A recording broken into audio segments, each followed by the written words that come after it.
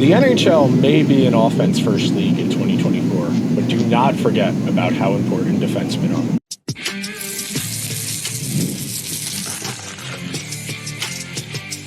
You're Locked On NHL, your daily podcast on the National Hockey League. Part of the Locked On Podcast Network, your team every day.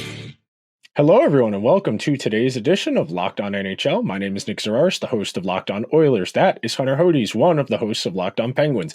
We would like to thank everybody who's made Locked On NHL their first listen of the day. Locked On NHL, a part of the Locked On Podcast Network, your team every day. Today's episode is brought to you by our friends over at Gametime. Download the Gametime app, create an account, and use code LOCKEDONNHL for $20 off your first purchase. Terms do apply. So today's episode, very straightforward. Hunter and I are going to give you our opinions on who the 10 best defensemen are in today's NHL. As we've been doing in these power rankings and these conversations, we're naturally going to start with our criteria, how we put together our lists. So I tried to find a mix of accomplishments already, their efficiency, how good they are, how much responsibility they have, the quality of their competition, who they play with is part of that weight as well. So there are a lot of factors. Let me throw it over to you. What were you looking at when you were putting together your list? Accomplishments for one. I do value offense a decent amount when I look at this. I'm always a offense first person. Obviously, I value the defensive part just because, again, they are defensemen and they have to play well in their own zone. But I do really value the offensive part when I look at these defensemen. But just those main things, again, who they play with and just their team around them overall as well, just the success that they bring to the team. So, without further ado, I've seen your list already, so this won't be as much of a surprise as some of the rankings we've done in the past, but I will throw it to you. Who's number 10 on your list? So I was going back and forth between a few options for number 10. I was thinking of Josh Morrissey. I was thinking of a couple other guys. But when it comes down to it, Dougie Hamilton is number 10 on my list. I think when fully healthy, Dougie Hamilton is a top 10 defenseman in the NHL. And you saw him prove that during the 2022-2023 season with the Devils. Played in all 82 games. 22 goals, 74 points in 82 games overall.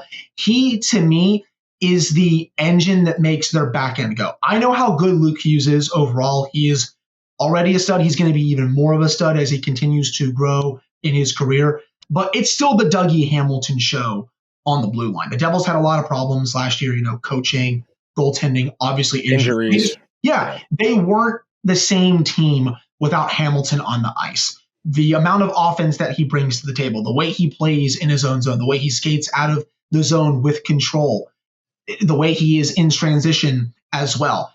All those qualities I really love about him, and he is number 10 on my list. I know that might surprise some people, but I have Dougie Hamilton number 10.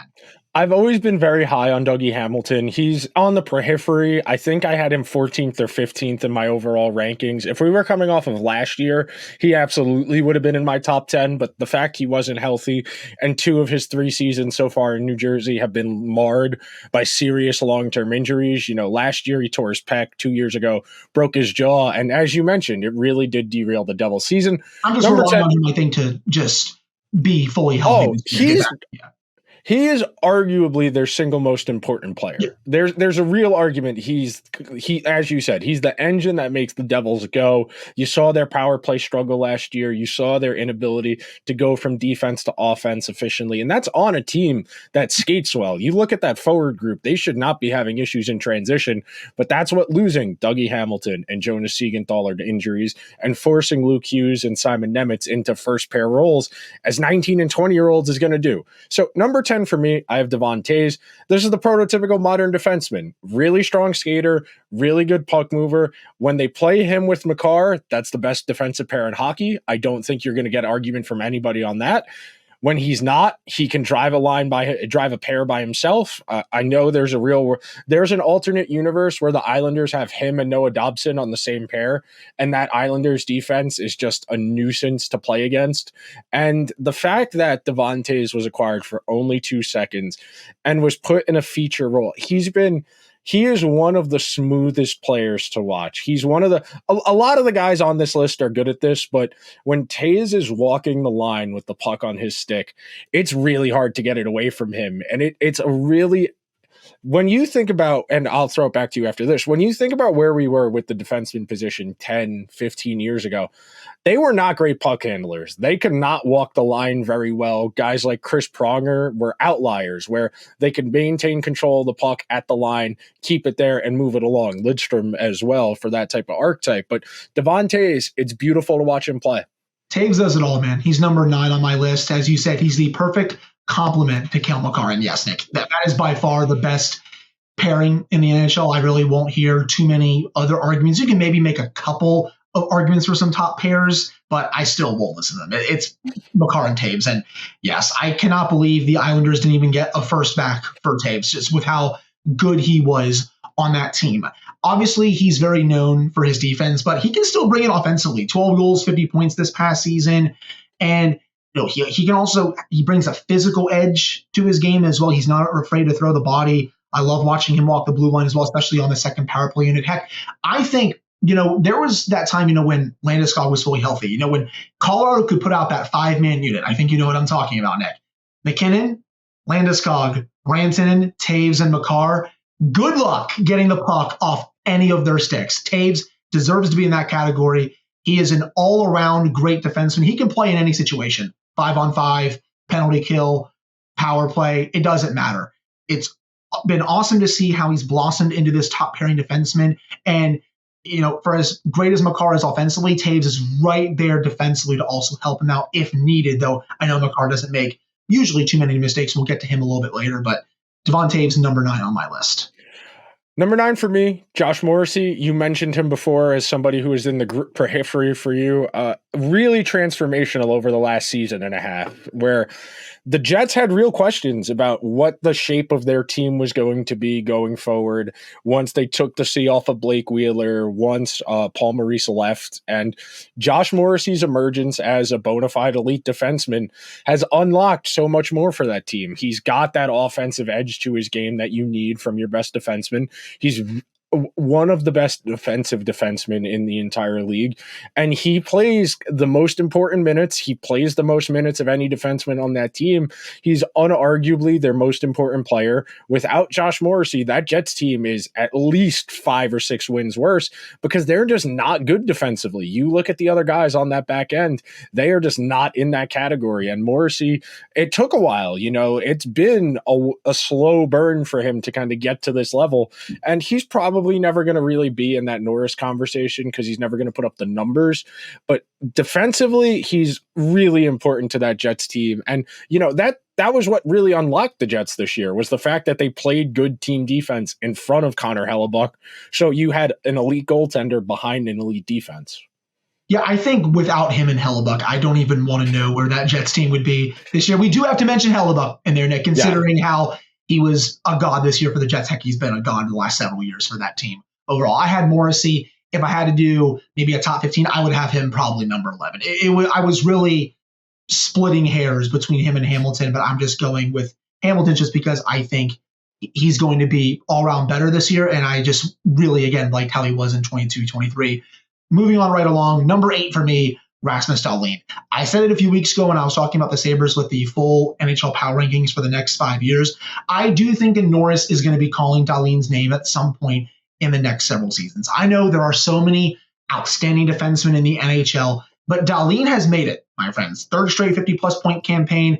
His play on the power play, man, it's a chef's kiss. I mean, the way he's able to walk the blue line with the man advantage, the way he's able to unleash his shot from the point, it's gorgeous to watch. I mean, again, it took him a little bit to get going in the NHL, but he is now a bona fide top 10 defenseman in this league.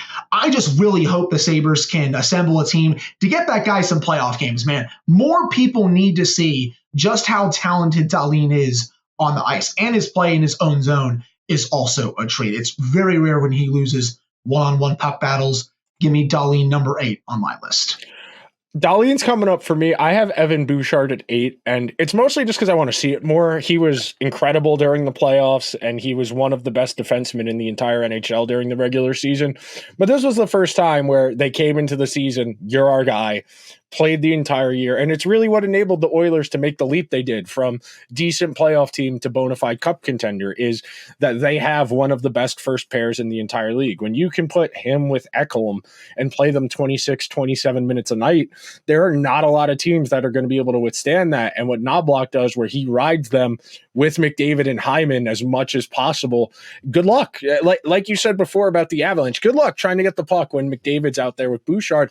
And Bouchard's going to be 70 points a year the rest of his life as long as he stays in Edmonton, because he's going to be on the power play with McDavid.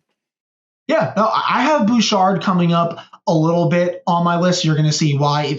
I don't want to I'll tease it a little bit. It's not. Yeah, tease us into the break, Hunter. Come on. Yeah, it's going to be very close to the top 5, just a little outside. All right, we'll be right back, and we're going to see where Evan Bouchard is in Hunter's list.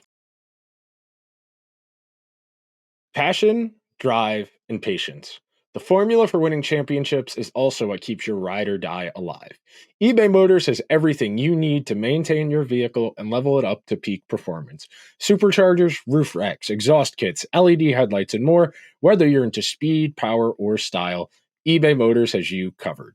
With over 122 million parts for your number one ride or die, you'll always find exactly what you're looking for. And with eBay Guaranteed Fit, your part is guaranteed to fit your ride every time or your money back. Because with eBay Motors, you're burning rubber, not cash. With all the parts you need at the prices you want, it's easy to make your car the MVP and bring home huge wins. Keep your ride or die alive at ebaymotors.com. Eligible items only. Exclusions do apply. eBay Guaranteed Fit is only available to U.S. customers. Thank you for making Locked On NHL your first listen of the day. For your second listen, get the other national Locked On shows into your rotation. Whether it's Locked On MLB, NBA, or NFL, they provide the national perspective on all things in those leagues each and every day, with national experts and local insight on every team in the league. Available on YouTube or wherever you get your podcasts, part of the Locked On Podcast Network, your team every day. Hunter, I just went. It is your turn, sir. So we're not getting Evan Bouchard just yet. I have Charlie McAvoy, number 7. I know that might ruffle some feathers a little bit. Don't get me wrong. I love McAvoy. I love everything he does on the ice. I just love a few more players a bit more than him. But this past season, 12 goals, 47 points in 74 games. He is a great skater. Again, can do it all, especially on the power play and 5-on-5.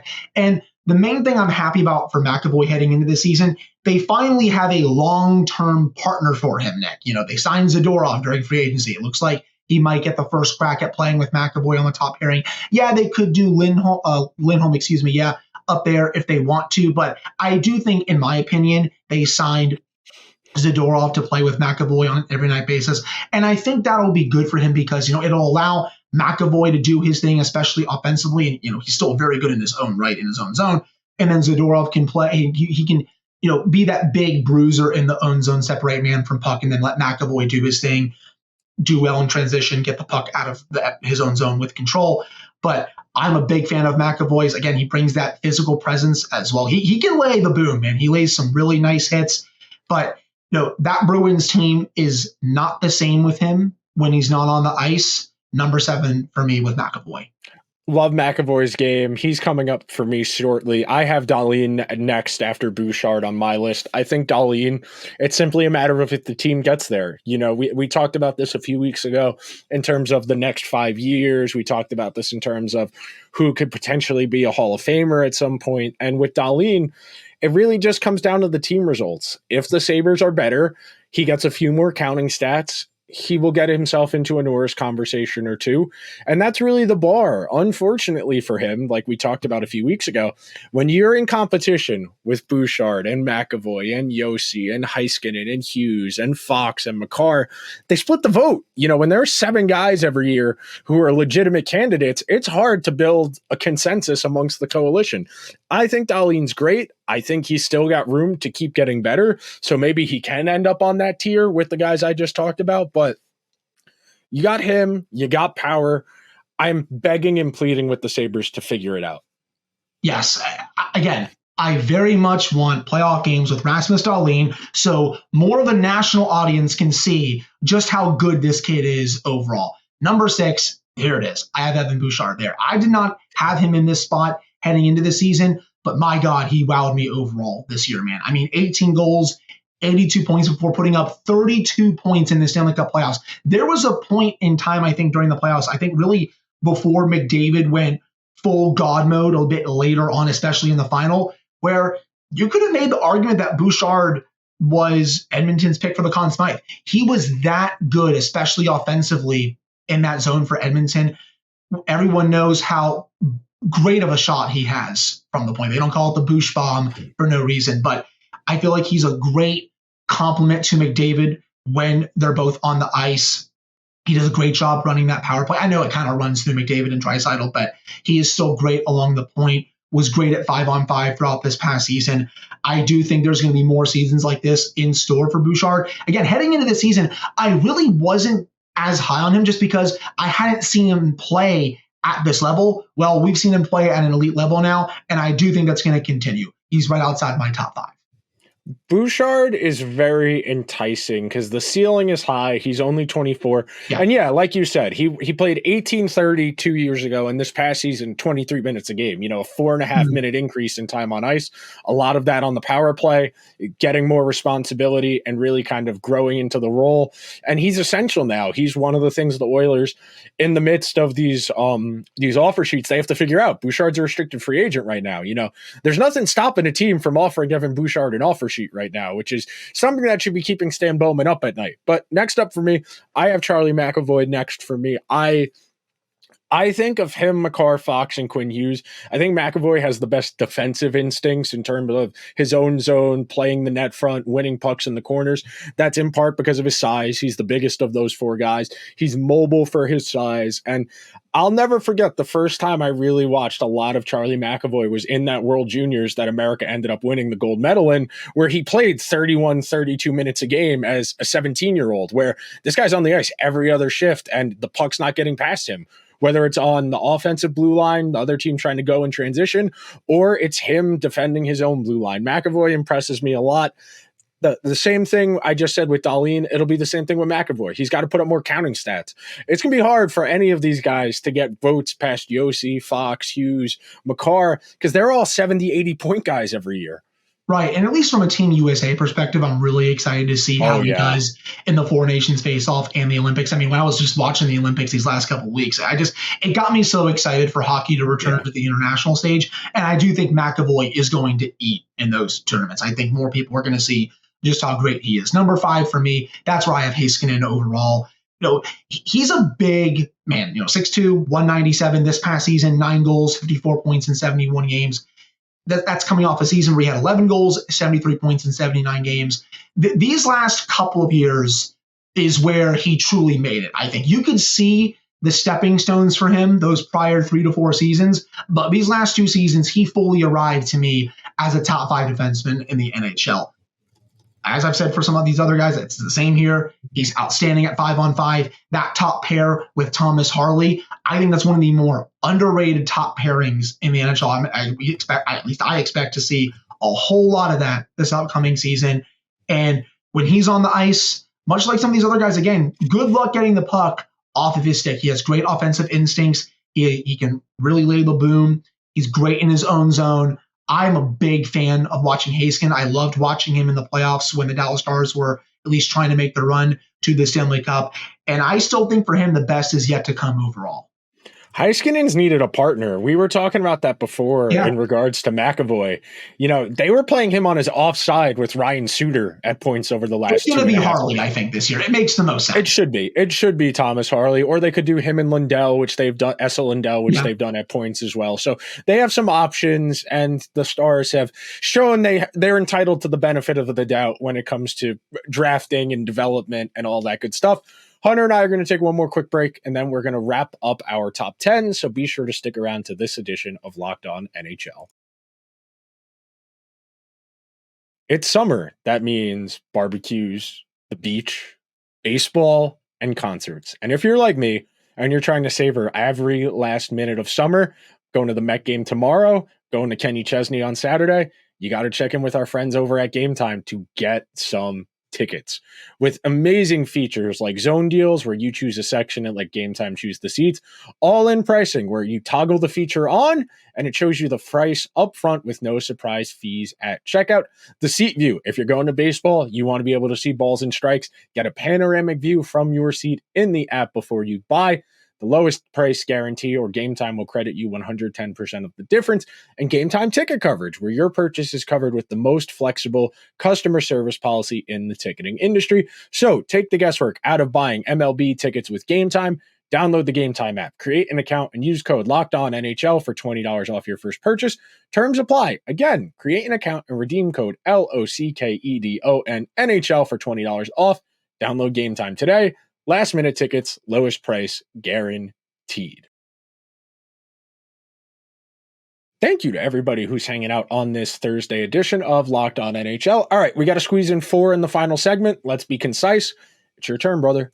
Did you give your number 5 or did we skip I'm going to, but go ahead. Okay, I'll give my number 4 here, and that is Roman Josi. I feel like some people, not everyone obviously, but I feel like some people do forget just how great of a player Roman Josi is. I mean, him and Forsberg this year, the two biggest reasons why the Predators were able to turn around during the season. 2 of the last 3 seasons, he scored 80-plus points, and he does it all. He's great in his own zone, great at breaking the puck out with control. His skating is also through the roof. He can play any situation. He's gone down a little bit in terms of penalty kill time. These last few seasons, he only played 40 minutes of penalty kill time this past season, but there's been prior seasons where he's played, for example, 200 minutes on the penalty kill, 213, 164, just going off some of my notes from Natural Stat Trick when I was getting my notes together for this list. But I love watching Josi play. I cherish every moment I can to watch him play just because of how great he has become over these last several seasons. Josi, number 4 for me, again, does it all. I'd have him a little higher on this list, Nick, but we have the same top 3. I'll say that for everyone out there. We have the same top 3. Those 3, just a smidge better than Josi, but Josi is still one hell of a talent. I have Josi at 5 on my list. Like you said, people forget how good he is because the Predators are very much him, UC Saros, and Philip Forsberg team. Hopefully this year with Stamkos and Marchessault in the mix, that team can be a bit more competitive and more people can realize just how good Yoshi's been and for how long. Brady Shea. How dare you forget Brady Shea? Brady Shea's going to be on the second pair. He's going to be on the second pair. He's not riding with Josi. Josi is one of the best skating defensemen in the world. Great offensive instincts. He had 90 points a couple years ago on the back end, which is just, and not on a good team either, which makes it all the more impressive. And then number 4, I'll echo a lot of what you said about Heiskanen. He's just unlucky. He's unlucky that he's playing at the same time as Fox, Makar, and Hughes, because he'd probably have a Norris by now if it weren't for those 3 guys who have all taken the last 3 in consecutive order. Heiskanen is a do-it-all, jack-of-all-trades type, as you said, and the minutes are just preposterous. When you're averaging 24, 25 minutes a night as a 24-year-old with a guy in Pete DeBoer who does not like young players, to be good enough to force through a stubborn coach to say, I'm too good for you to take me off. So impressive. If the Stars are going to break through at some point in the next few years, like a lot of us in the hockey community seem to think, he might be the best player on that team. Like genuinely, it could be him, it could be Robertson, it could be Hintz. If you had to bet, you'd probably say if they were to win a Stanley Cup, Heiskanen is probably your Conn Smythe guy if that were to happen. Number 3, Quinn Hughes. I was very close to putting him number 2. And I think if he has the same season, this upcoming season that he did this past season, I think I'm going to put him above Fox next year when we do this again. I love Adam Fox. He's number 2 on my list. There's a tease for everyone overall. But right now, I do have Hughes at number 3 just because I want to see him do this again before I put him over Fox. But Hughes this year, I know I said Dougie Hamilton was the engine of the back end of the Devils. I think Quinn Hughes is the engine of that entire Canucks team. I love Elias Pettersson. I love JT Miller. I love Brock Besser. I love Thatcher Demko. But Quinn Hughes is the engine that makes the Canucks go. You know what I still have in my mind?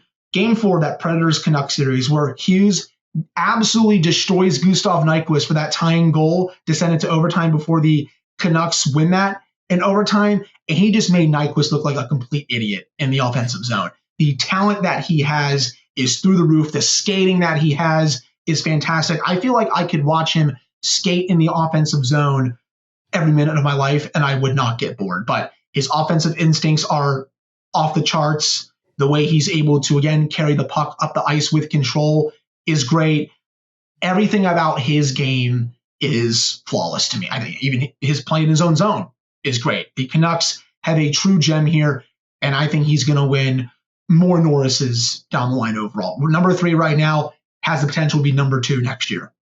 I have Quinn Hughes 3 as well. The one thing I will say is he was so good last year, he got his defensive partner paid, which is generally that is generally the barometer for an elite defenseman. If you are good enough that your team can't distill out the results on an individual enough basis. Look, I think Filip Hronek is fine. He is not worth the contract he is getting paid, and he is not a first pair defenseman on a Stanley Cup winning team if he has a mortal defensive partner. Luckily for the Canucks, Quinn Hughes is not mortal. This is one of the best skaters in the world. His edge work for a defenseman is incredible. All 3 of the Hughes brothers have that ability, that real, I'm trying to think of the way I want to phrase it, but their ability to change direction and pivot off of their edges, it's really remarkable, especially for a defenseman. The only real knock on all of the next 3 guys we're going to talk about, and it's the peril of when you're a little bit smaller, you're not great in front of your own net. You know, that's why you have a Filip Hronek. That's why at points over the last handful of years, it was Tyler Myers riding shotgun with Quinn Hughes. But thankfully, for Quinn's sake, he is no longer playing with Tyler Myers.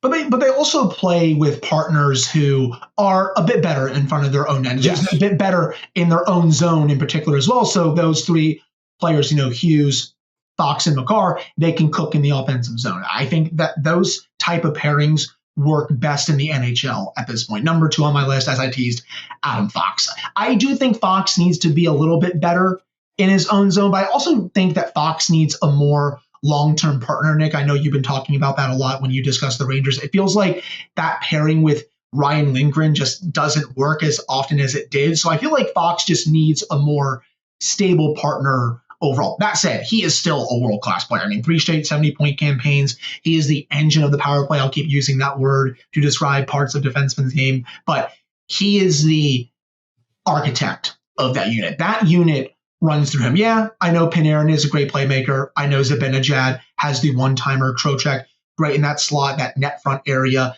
But Fox is the one that runs the show from the point. He's also great at 5-on-5. I kind of shudder to think about what that Rangers defense would look like without Fox on the ice. And I mean, we've seen it at times during the regular season when he's been banged up. Nick, it's rough when he's not out there. You saw the difference in the Rangers this year. He missed those 9 games, and they were okay without him those 9 games from Halloween through early November, and they were able to survive during that window. But that was the Rangers' undoing in the playoffs. They had one defenseman who was relatively effective, and it was, he was like their also fifth best hurt guy. during that time, too. Yeah. You saw it. That was the real difference for the Rangers in the playoffs the longer they went on. Without Adam Fox to kind of supplement their offense, and the Rangers use Fox very similarly to the way that Edmonton uses Bouchard, where they had Fox stapled to that Panarin, Trocheck, Lafreniere line during the regular season and during the playoffs, but it was less effective during the playoffs because, as you alluded to, Fox was hurt. But Fox is the Rangers' most important player other than Shesterkin. Without Fox, they are non-existent 5-on-5. They do not have a functional. He is their best puck-moving defenseman by a mile. They're going into next year banking on him being healthy and being able to carry Ryan Lindgren. That'll be the barometer. If Fox is as good as we think he is, Ryan Lindgren is unfortunately going to get paid. By reasonable deduction, you can tell who Hunter and I both have first, but go ahead. And I will be curious to see also with the Rangers, just to end on that, if they do maybe try Keandre Miller a little bit more with Adam Fox. They were trying that, I feel like, a little bit during the regular season, but I'm curious to see if they give that more of a runway during the 2024-2025 season, Number 1, yes, I'm speaking for Nick here as well a little bit. I'll hand it over to him in just a few seconds, but Cale Makar, number 1. This guy is a one-man wrecking crew. Skating is off the charts. I mean, buddy, I also could watch Cale Makar skate every day and also not get bored. I mean, the way he is so flawless with the puck in the offensive zone, it honestly reminds me of a modern-day Paul Coffey. That is kind of the comparison I have for Cale Makar. It feels like I'm watching a modern-day Paul Coffey. It feels like you have a fourth forward on the ice when Makar is out there, and he can rip it. His instincts are great. His vision on the ice is off the charts. He is going to win so many more Norrises, I think, throughout his career. He's still so young, too. That's the biggest thing. And he is still even has more room to grow for the Avalanche. I think outside of McKinnon, he is Colorado's most important player. Yeah, you could argue Rantanen, but I'm going Makar. Okay, you can even make an argument over McKinnon, but I would still go McKinnon 1, Makar 2. But Makar number 1 for me. Do you have anything to add to that? Okay, so Cale Makar's been in the NHL for 5 years. Yeah. His first year in the NHL, he won the Calder. He finished 9th in Norris voting. His second year in the NHL, he finished 2nd in Norris voting, 12th in Hart Trophy voting. His third year in the NHL, he won the Norris and the Conn Smythe and finished 8th in Hart Trophy voting. 2 years ago, he finished 3rd in Norris Trophy voting. This past season, he finished 3rd in Norris Trophy voting. The lowest he has ever finished in Norris Trophy voting is 9th, and that was as a 21-year-old. This is the best first 5 years of any defenseman, maybe ever. I will go and do research at some point, and I'll look at Bobby Orr, I'll look at Lidstrom, I'll go through the books and try and compare. But I struggle to think of anybody possibly coming into the league better and more efficiently than Makar has. At least through the first 5 years of his career, I feel like this is the best defenseman in terms of pure talent that I've watched since prime Nick Lidstrom. I really do believe that. Obviously, I can say, prime Erik Karlsson, especially during his time with the Senators, but just the way he plays, man, it is a joy to watch. He's a real treat. And look, it's probably not fair to do Bobby Orr because Bobby Orr played when they were like 6 or 12. But for just to fact check. So Bobby Orr wins the Calder. He finishes 3rd in Norris voting. He wins 1 Norris, 2 Norris, 3 Norris, 4 Norris, 5 Norris, 6 Norris, 7 Norrises in a row. So yeah, different league, different world. But Bobby Orr was very good at hockey. Is like the old heads are right. Bobby Orr was very good at hockey. But that'll do it for Hunter and I. But before we get out of here, if you could be so kind, please subscribe to the show wherever you get your podcasts. If you're listening on Apple Podcasts or Spotify, leave the show a 5-star review. If you're watching on YouTube, hit the subscribe button, hit the alarm bell so you get a notification whenever new content goes live. Rank your top 10 defensemen. Leave us comments. Let us know if we left anyone out. Let us know if you think anyone's too high, too low. If there's anybody you want to shout out, let us know. If you're riding for Gus Forsling or Victor Hedman, let us know. And thank you for making Locked On NHL your first listen today. Now go check out the other Locked On National podcast where the seasons never end, providing national expertise with a local perspective. You need fantasy football content. Check out Locked On Fantasy in the description so you don't need to search. Part of the Locked On Podcast Network, your team every day. Hunter and I will see you guys next week.